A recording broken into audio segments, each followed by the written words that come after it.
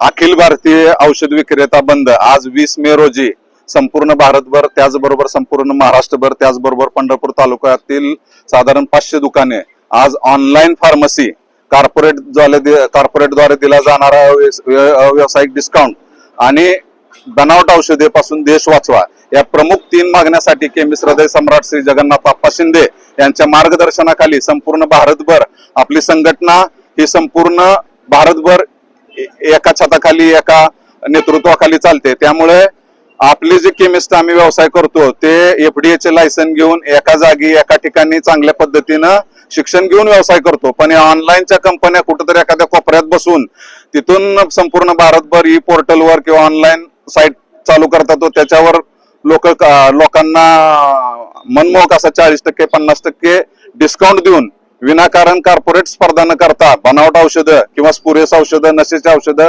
गर्भपाताची औषधं ऑनलाईन फार्मसीद्वारे जे काय आपल्या समाजात जे काही लोक आहेत, ज्यांना बाबा लहान असतील किंवा युवक असतील किंवा तरुणी असतील, हे कुठेतरी ऑनलाईन फार्मसीमुळं एक व्यसनाधीन किंवा व्यसनाच्या आहारी आपला समाज जात आहे।